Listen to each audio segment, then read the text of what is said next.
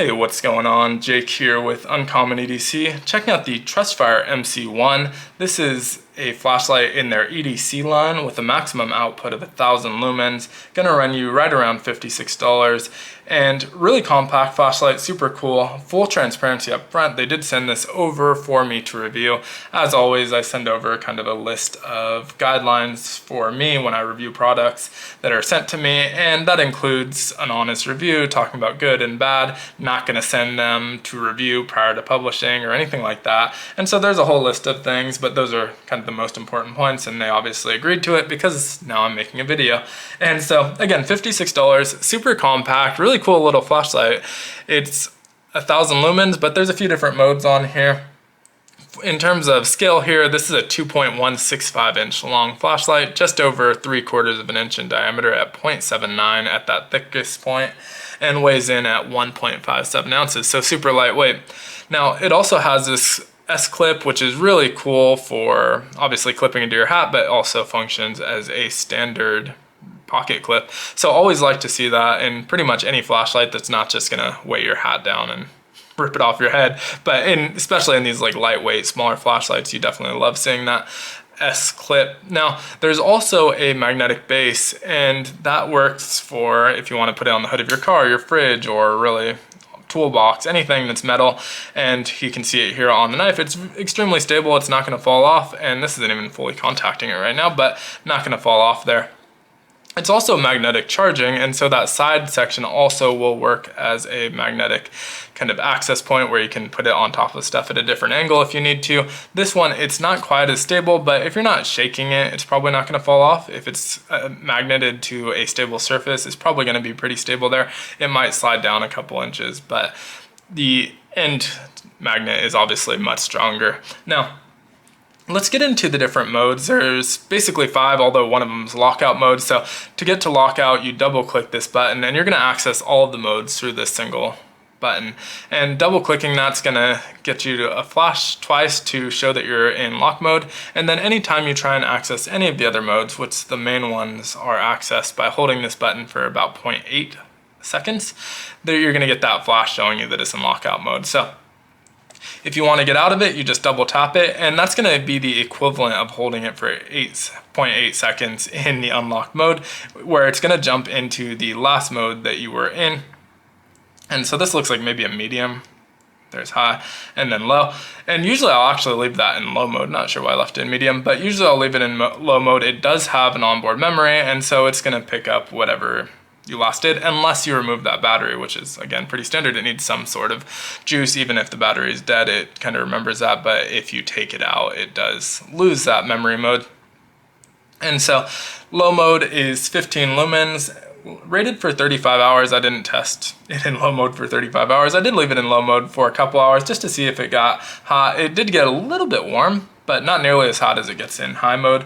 And that low mode has a throw distance of 12 meters. Now, to cycle into the next modes, you can just single click, and this is gonna get you into all of those standard constant on modes. So when you click it next, you go to medium at 168 lumens.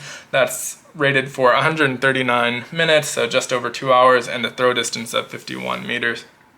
Now, I don't have any flashlights that have exactly 168 lumens, but I do have some in like the 150 and even 170 range, and so it's definitely comparable there. And same thing with the 1,000 lumens. I have another flashlight that's exactly 1,000 lumens, and this one seemed maybe 95% as bright as that one, but lumens aren't a perfect measure of brightness. There's other things that go into it, whether it's clear versus natural light, if it's higher candela versus lower candela. So lumens isn't a perfect measure. I do feel like this is comparable with other 1,000 lumen lights, and we're going to jump into that 1,000 meters. Now you can see it's really bright. It's washing out that box a little bit, and it will stay in this mode. It says a battery life of 75 minutes, but you're never going to actually get there because it does step down after about a minute. It starts stepping down, and it's kind of a gradual ramp, and it's not super noticeable, but when you cycle back into it, you'll notice.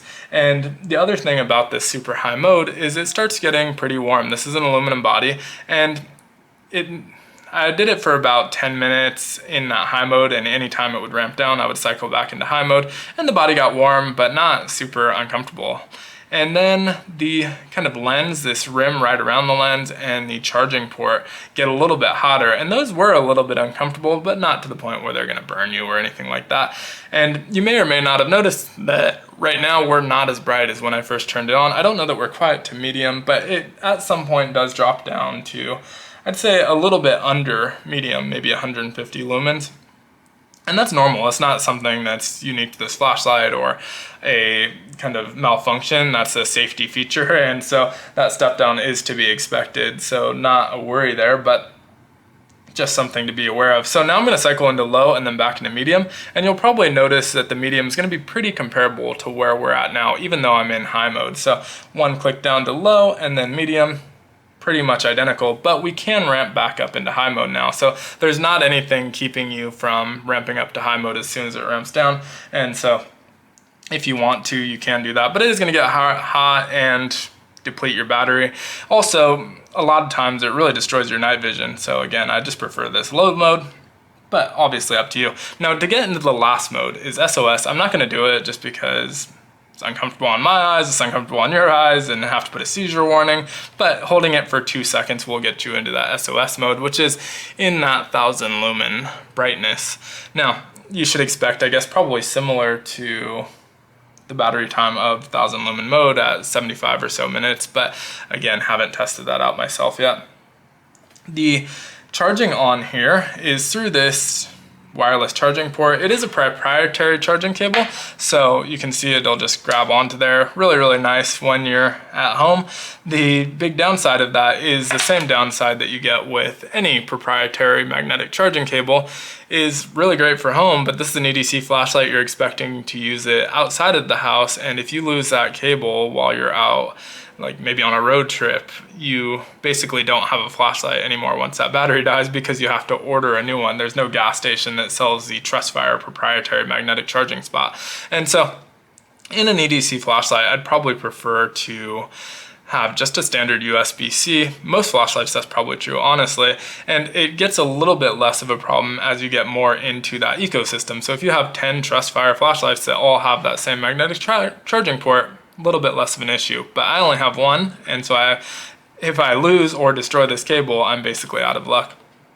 Now, a couple other things to talk about here. IPX8 waterproof, and so I did test dropping it into a cup of water. It didn't go into the ocean or lake, river, anything like that, but did test dropping in a cup of water and pulling it out a couple minutes later. No water got into that lens cap or into the battery compartment, which is nice. The battery compartment does have a O-ring in there to keep it nice and airtight, and you can change this battery. It comes with a 16340, specifically TrustFire battery that they recommend, although you can put technically other 16340 3.7 volt batteries in here. It will also take a CR123A battery, so nice kind of interchangeability there. I guess that is one of the options. If you can track that specific battery down on the road, maybe you can do that rather than charging it if you lose that cable, but still would have preferred just to get a USB-C charging port there.